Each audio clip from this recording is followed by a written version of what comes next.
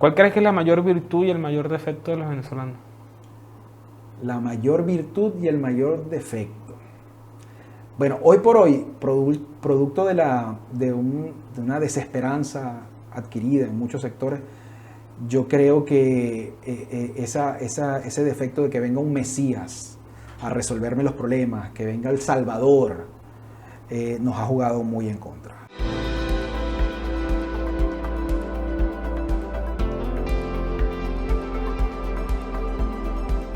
Venezuela es un país bastante particular y hoy por hoy la sociedad lo ha venido demostrando. Venezuela es un país impredecible. Cualquier otro país que haya sufrido lo que ha sufrido Venezuela en estos últimos años, con las carencias que pueden tener esos países y la riqueza que tenemos nosotros, o sea, le costaría a cualquier otro país mucho más tiempo recuperarse. Hoy por hoy, Venezuela tiene unas expectativas contra todo pronóstico de crecimiento económico. Eso era impensable hace 3, 4 años. En el 2017 tú decías, nada, aquí lo mejor que puede pasar al país es que llegue un cometa y acabe con esto. O sea, una cosa súper loca, ¿no? Entonces, actualmente hay unas expectativas de crecimiento y hay un nuevo tejido empresarial que están haciendo.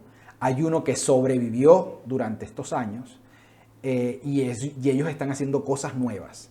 Hay una diáspora que ha regresado y ha encontrado el país con unas oportunidades y les ha ido muy bien. Hay negocios y emprendimientos que están siendo muy exitosos y eso no se borra con un eslogan, eso no se borra con un discurso, eso es una realidad.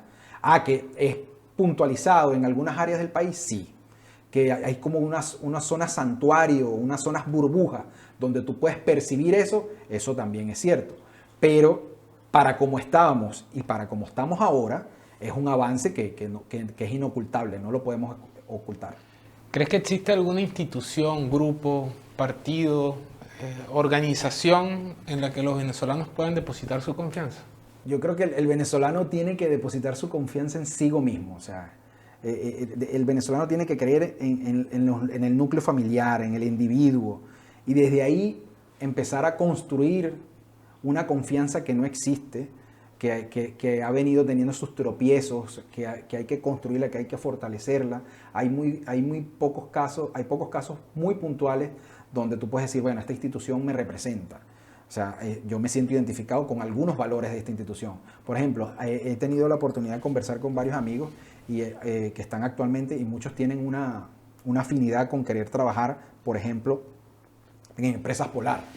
Y ven a Empresas Polar como un monstruo, como una empresa sumamente sólida, cosa que yo también comparto, es un ejemplo. Una institución. Una institución como tal, aun y cuando es privada, es una empresa, pero o sea, lo que transmite un trabajador de Empresa Polar, una estabilidad, o sea, te genera mucho, es muy atractivo para cualquier ciudadano querer trabajar ahí. En partidos políticos, yo hoy por hoy no creo en los partidos políticos, entiendo que están naciendo algunos, que hay esfuerzos y tal, se les celebra, y que bueno, ahorita muchos pasaron por un proceso de renovación de autoridades. Bueno, muchos dicen eso de la boca para afuera, pero cuando tú ves en la realidad, o sea, muy pocos cambiaron. Entonces, aquí hay un conjunto de cosas, de elementos que la sociedad venezolana tiene que profundizar, que la sociedad venezolana tiene que internalizar y que en un futuro pudieran arrojar, si se estudia, si se analiza cómo es, pudieran arrojar muchas cosas positivas que te permitan decir, mira, esto no está bien, esto lo rescato, esto lo desecho. Yo creo que ese es un proceso de madurez que debemos transitar todos los venezolanos, independientemente de la tendencia que sea, que crea, y yo creo que ese proceso de reflexión, ese nacionalismo que todos tenemos en mayor o menor medida, ese apego a tu país, es un elemento que pudiera unirnos, independientemente de que tú tengas una visión distinta a la mía. Y entonces, si nosotros entendemos que aquí tenemos que partir de las cosas que nos unen para poder avanzar, dejar a un lado, un segundo plano, un tercer plano, un cuarto plano, las cosas que nos separan, porque tenemos que pensar en el país, ese proceso de transformación, ese proceso de evolución, ese proceso de de modernizar el país, de que el país tenga mayores oportunidades, de que el país sea un referente de desarrollo, la única forma de conquistarlo es el trabajo conjunto, entre todos.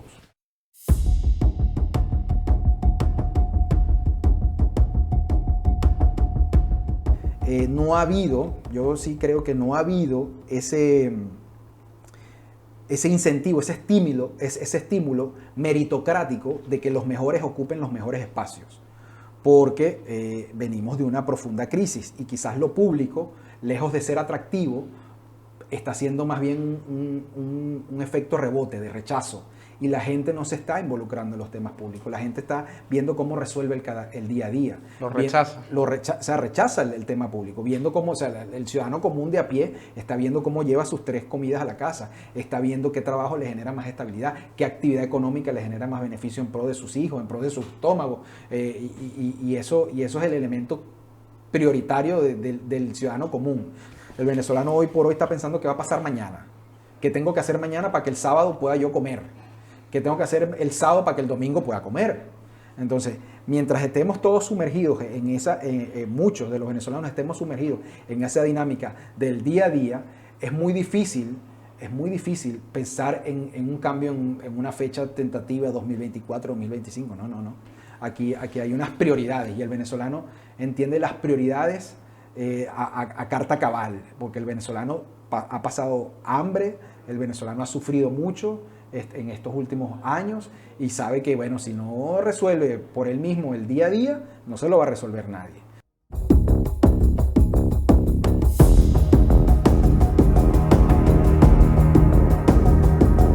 ¿Crees que las aspiraciones y sueños de la mayoría de los niños de nuestras comunidades es ser médicos, ingenieros, periodistas, arquitectos, artistas, científicos o deportistas? Yo creo que los jóvenes, los niños, siempre van a soñar con ser alguien en la vida.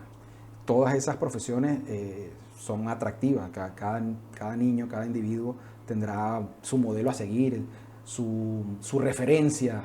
Bueno, yo quiero llegar a ser como Elon Musk, quiero llegar a ser como Tomás Rincón, si quiero ser deportista, como Cabrera, el pelotero venezolano, como Miguel Cabrera.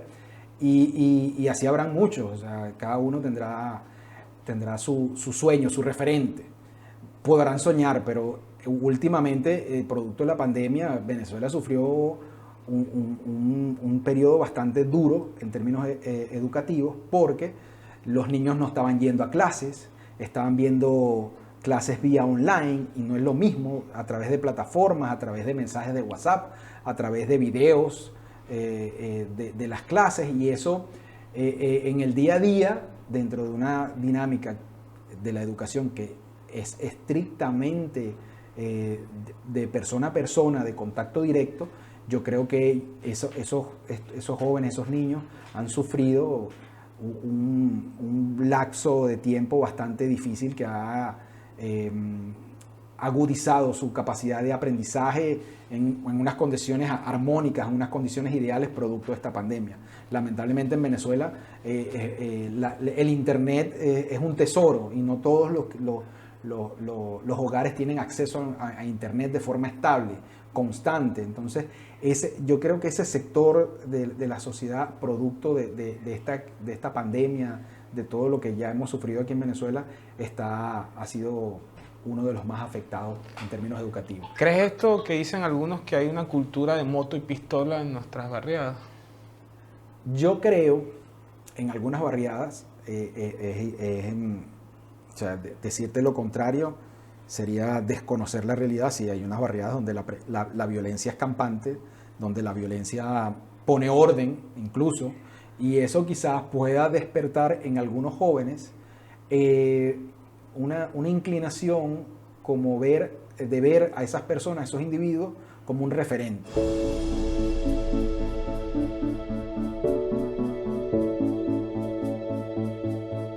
Yo veo hoy por hoy una Venezuela naciendo, una Venezuela resiliente que está levantándose de la ceniza.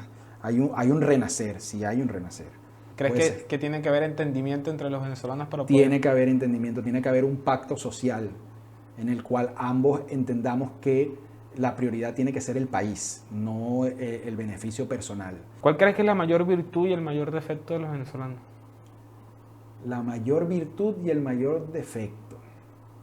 Bueno, hoy por hoy, producto de una desesperanza adquirida en muchos sectores, yo creo que ese defecto de que venga un Mesías a resolverme los problemas, que venga el Salvador, nos ha jugado muy en contra, porque aquí tenemos que entender que todos somos necesarios en nuestro espacio, que todos tenemos que aportar nuestro granito de arena, que todos somos necesarios, todos somos útiles para el país, y que si cada quien aquí en este país hace lo que tiene que hacer, sin importar de qué tendencia política sea, el país va a cambiar de forma inevitable.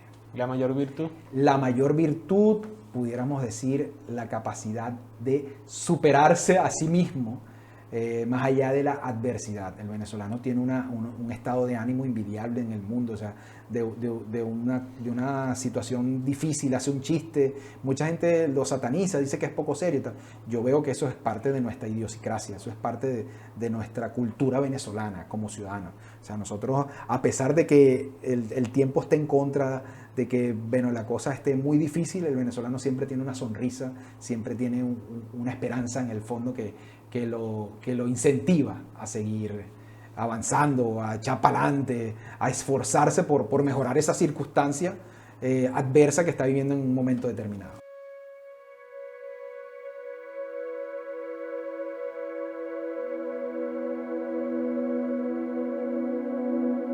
Pudiera decirte que William González es un joven que nació ya no tan joven, que nació en el estado Bolívar, en Ciudad Bolívar, en el Hospital Ruiz y Páez.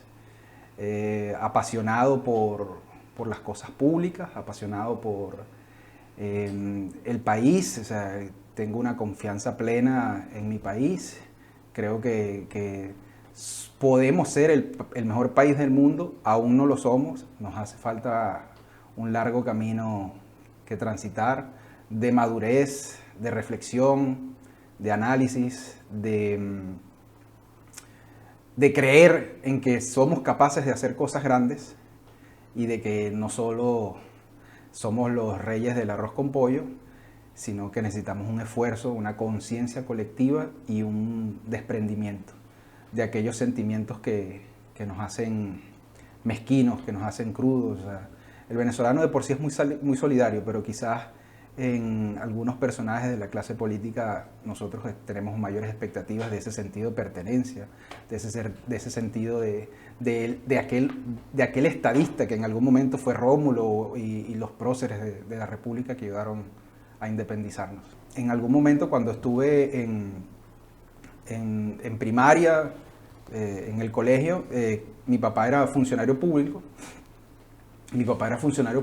Y de la Gobernación del Estado Bolívar, y él trabajaba en la Dirección de Servicios Generales de Mantenimiento y Conservación de la Gobernación del Estado Bolívar, y yo lo acompañaba a actos públicos, a actos donde inauguraban escuelas, donde inauguraban calles, autopistas, y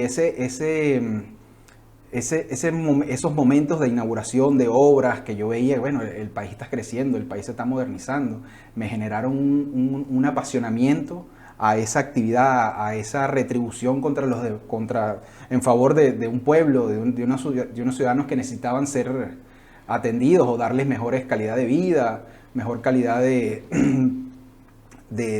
infraestructura, de servicios públicos. Entonces, eso fue algo que me marcó mucho, ¿no? Y yo pudiera decir que fue el clic en lo cual yo me motivé, o sea, como el switch que me hizo entender que, bueno, mi camino es ayudar a la gente, es ser útil a la gente. Háblame un poco sobre tu desarrollo profesional. ¿Has tenido la oportunidad de desarrollarte profesionalmente en Venezuela? Sí, bueno, he tenido un conjunto de oportunidades de trabajo. He trabajado en la Cámara Municipal de Chacao, en la Comisión de Hacienda y en la Comisión de Proyectos Legislativos. Estuve trabajando ahí por 2 años, casi 3. Fue una experiencia bastante gratificante. Al principio me costaba adaptarme porque yo venía de la provincia y después me fui a Caracas, y en Caracas todo lo que representa vivir en Caracas cuando tú estás acostumbrado a vivir en ciudades pequeñas, todo el suburbio, el tener que estar 2 horas listo porque si no el tráfico te consume, donde tú pierdes horas de tu vida útil en un autobús, en el metro. Entonces son cosas que me llevaron a sufrir un shock de adaptación, pero que después me fui acostumbrando y bueno, me convertí en un caraqueño adoptado. Y bueno, afortunadamente me adapté y después ejercí en la profesión ya como abogado, en el libre ejercicio. Y bueno, fueron momentos bastante anecdóticos e importantes. Entonces, a medida que iba yo transcurriendo o avanzando en edad, iba analizando la situación, las experiencias de una forma diferente.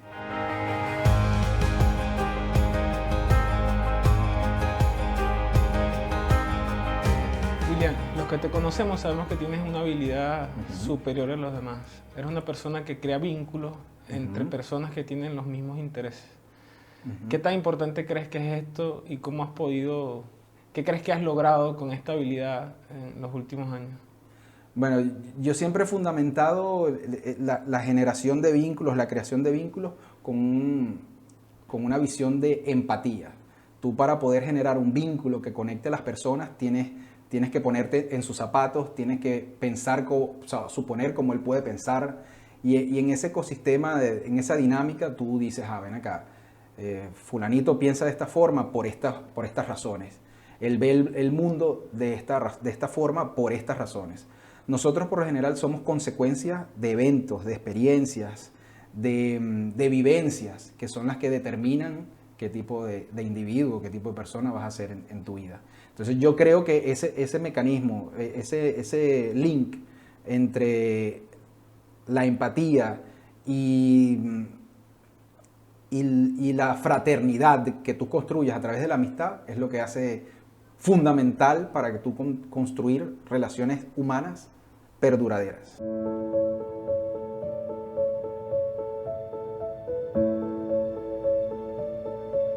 Desde pequeño yo siempre soñé con viajar por el mundo, con hablar otros idiomas. Afortunadamente tuve la oportunidad de vivir en Dublín, en Irlanda, desde el 2013 hasta el 2017. Después viví 6 meses en Suiza, después viví 6, 7 meses yendo y viniendo a Panamá. Mi experiencia en el exterior fue bastante enriquecedora.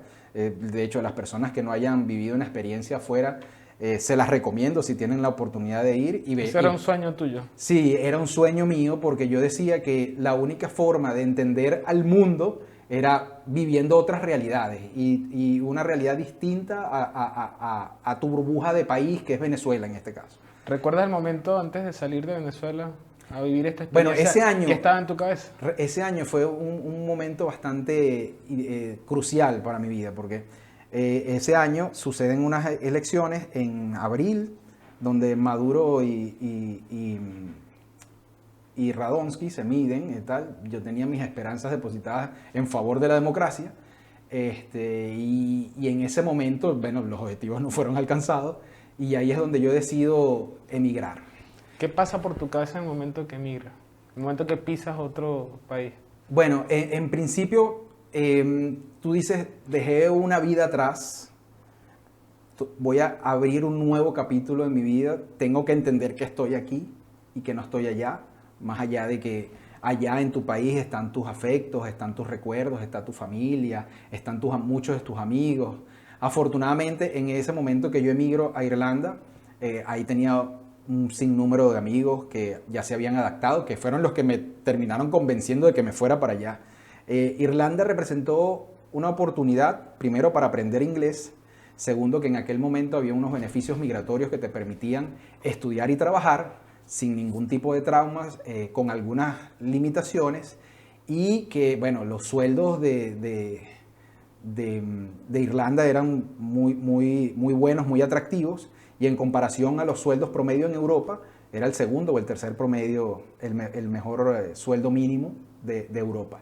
Y eso hizo aún más atractivo ir a Irlanda, y tengo unos recuerdos que, bueno, que serán imborrables en mi vida.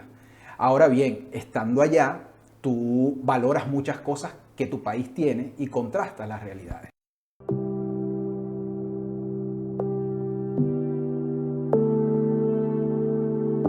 cuando estuve en Dublín, yo escuchaba muchas emisoras de la BBC de Londres y emisora, también había un canal que se llama Sky Noticias, Sky News, entonces, y siempre estaba consumiendo contenido y aparte que era retroalimentativo para yo fortalecer mi vocabulario en el inglés, ¿no?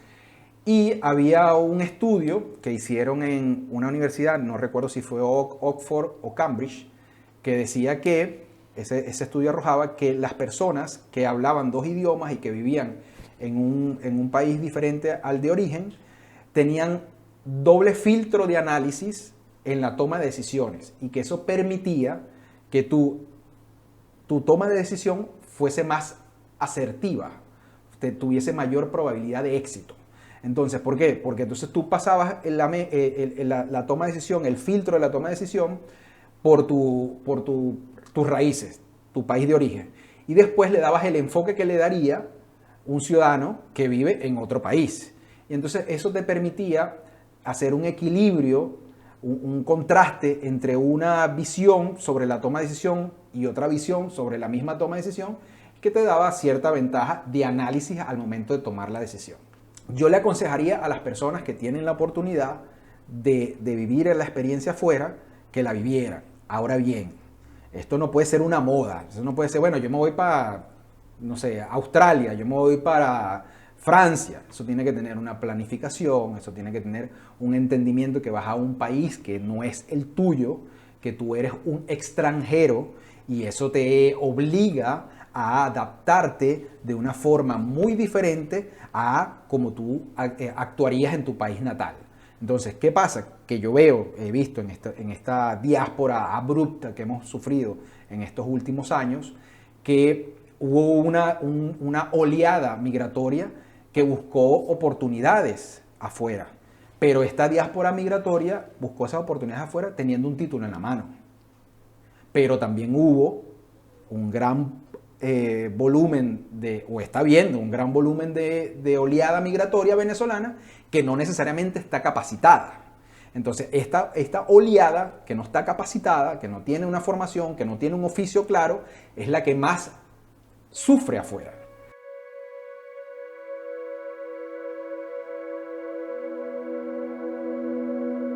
Tú tienes un valor distinto. Tú eres un emigrante que volvió al país. ¿Qué mensaje para las personas que hoy están fuera de Venezuela y están pensando en volver?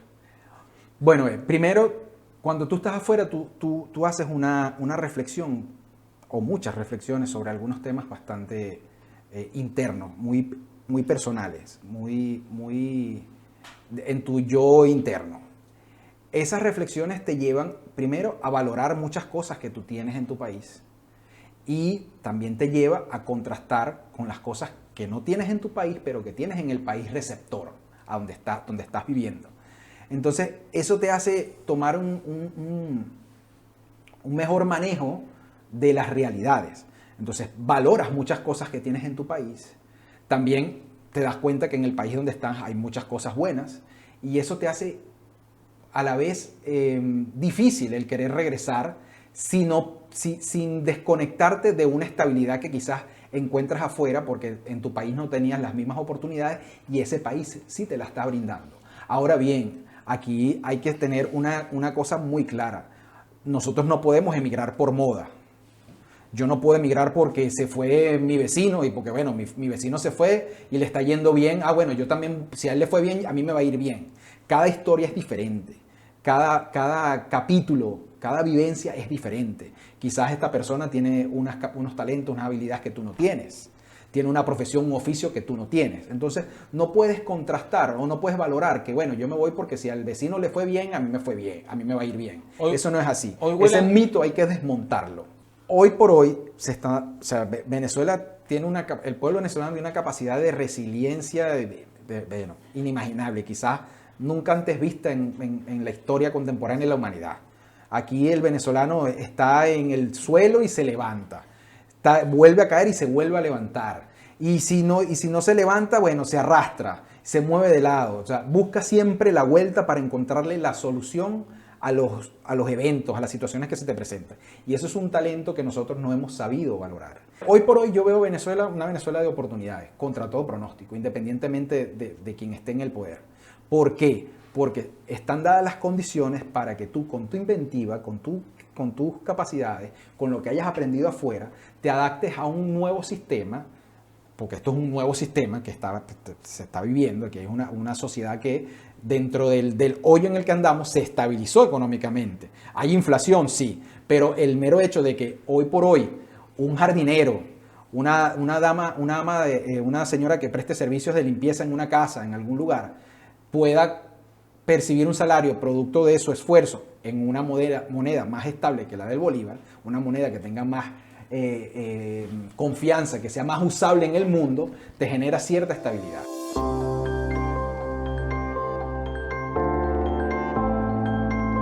Bueno, hoy es difícil enviarle un mensaje a toda Venezuela, porque Venezuela es un caso difícil de reflejar, de generalizar. Hay un país que está afuera, que no se le está hablando. Hay un país que afuera encontró oportunidades o está en la búsqueda de oportunidades. A ese país no se les ha hablado, a ese país no se le dice nada. Al país que está aquí adentro, es un tema que yo pudiera decir, mira, sigan confiando, sigan trabajando, entiendan que si usted hace su trabajo bien, si usted hace su oficio bien, eso le va a traer algún beneficio para usted, para su familia, eso le va a traer cosas que puedan garantizarle cierta estabilidad económica. Entonces, el venezolano de que se encuentra en Venezuela hoy por hoy, mi mensaje sería, no pierdan la esperanza. O sea, el peor camino que podemos tener los venezolanos es perder la esperanza. ¿Cómo es la Venezuela que sueña William González? Bueno, a Venezuela hay que pensarla, porque hay una deuda histórica que tenemos actualmente, es que no hemos pensado esa Venezuela. Nosotros tenemos que pensar a Venezuela en 20, en 15, en 30 años. ¿Cómo la sueña? Yo la sueño próspera, yo la sueño moderna, yo la sueño con equilibrio, con tolerancia, que aquí hay un elemento que es importante rescatar, que debemos ser tolerantes a las opiniones diferentes, a las opiniones distintas. No podemos creer que tenemos la verdad absoluta y de que nuestra verdad es la verdad del otro. O sea, cada quien fundamenta su criterio, su opinión, su análisis y es respetable. ¿Qué debemos hacer énfasis? En que hay cosas que nos unen. Un país mejor nos une. Entonces, ese país posible del futuro lo vamos a construir todos. Eso es una falacia, una mentira gigantesca que aquí va a pasar un huracán y se va a llevar todo lo malo. Eso no existe. Eso es un mito. Aquí todos somos necesarios, todos somos importantes para el desarrollo del país, para construir instituciones que generen confianza, para garantizar que las futuras generaciones tengan oportunidades, tengan un país mejor, puedan desarrollarse como individuos, puedan vivir libremente y puedan tener una calidad de vida que sea envidia en el mundo, porque seremos un país próspero, un país estable, un país con expectativas hacia el futuro, que será un ejemplo a seguir por generación. Muchas gracias por el tiempo que te has tomado, William. Gracias a ti por la